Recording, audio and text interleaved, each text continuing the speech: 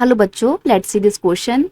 And here this question says, mention the three type of flow within international economic exchange during the 19th century.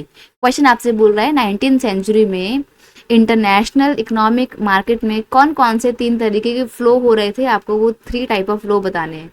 देखो ये ना CBSE का one of the most favourite question है, बहुत बार question में paper में repeat होता है, तो उसको बहुत ध्यान से करिएगा।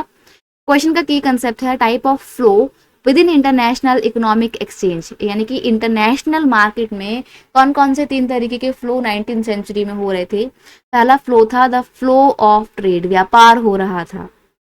व्यापार समझते हो ना, वही चीजों का लेन देन। India was a hub of trade in the pre modern world. Pre modern world में इंडिया और चाइना ये दोनों ही ना ट्रेड सेंटर के हब हुआ करते थे।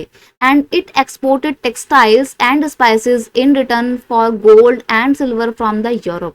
ये लोग क्या करते थे, यानी कि कौन, इंडियंस अपने कपड़ों के लिए, अपने मसालों के लिए यूरोप में बहुत फेमस था।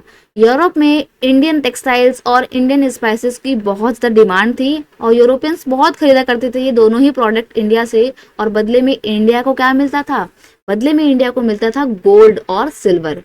Many different food items like maize, यानी कि मक्का, potato, soya etcetera came to India and Europe from the America after discovery of America by the Columbus. बहुत सारा फूड आइटम्स भी जो है वो हमारे इंडिया में जो पहले ग्रो नहीं होता था, जैसे कि मेज हो गया, मक्का, पोटैटो, पोटैटो मतलब आलू, सोया एटसेट्रा, ये सब कुछ इंडिया में और चाइना में, यूरोप में ग्रो नहीं होता था। ये सब चीज़ें हमारे को अमेरिका से मिली जब क्रिस्टोफर कोलंबस ने अमेरिका की खोज की थी। ठीक है, तो इन सब चीज़ों की ट्रेडिंग हो रही थी, ट्रेड रिलेशन बहुत ज़्यादा अच्छे हो रहे थे 19th सेंचुरी में। द फ्लो ऑफ लेबर, फिर 19th सेंचुरी में होता है लेबर्स का फ्लो, इंडेंचर लेबर का कॉन्सेप्ट आता है जो कि एक न्यू स्लेवरी थी। In the field of labour, indenture labour was provided for mines, plantation and factory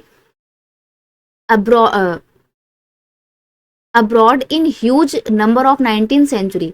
19th century में अब्रॉड की फैक्ट्रीज में, अब्रॉड मतलब विदेशों में, प्लांटेशन एक्टिविटी, माइनिंग एक्टिविटी और फैक्ट्रीज में काम करवाने के लिए लेबर की जरूरत होती थी। और ये लेबर होते थे इंडिया, चाइना जैसे गरीब देशों के लोग, जिनको एग्रीमेंट पे साइन करवा के इन एरियाज में एक नए देश में ले जाकर काम करवाया जाता था।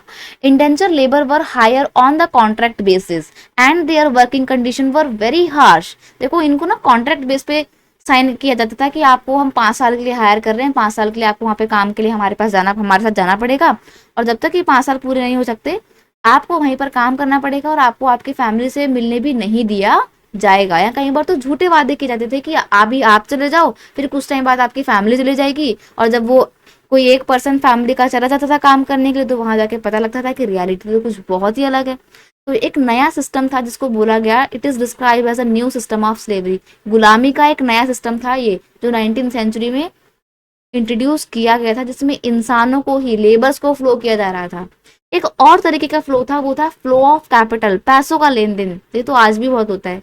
This converse the movement of capital for short term और long term investment over the long distance.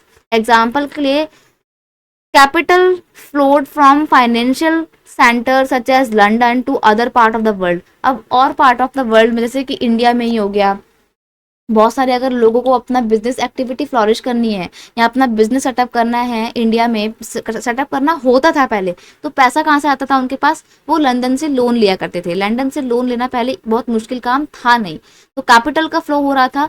लोग एक जगह से पैसा उठाते थे, दूसरी जगह इन्वेस्ट करते थे, बहुत ज़्यादा प्रॉफिट अर्न होने के बाद उसी प्रॉफिट से लोन पे करने के बाद जो पैसा बचा था उससे कहीं और इन्वेस्टमेंट कर रहे थे। तो कैपिटल जो कि आपने कहीं और से कमाई थी उसको कहीं और आप लगा रहे हो। तो इस तरीके से लोग कैपिटल फ्लो की वजह से कुछ लोग तो बहुत विकास भी कर रहे थे और कुछ लोग इंडेंचर लेबर के तौर पे बहुत ज़्यादा दुख भी झेल रहे थे। तो दोनों ही साइड थी, पर ये दोनों फ्लो 19th सेंचुरी में, सॉरी तीनों फ्लो 19th सेंचुरी में बहुत ज़्यादा कॉमन थे।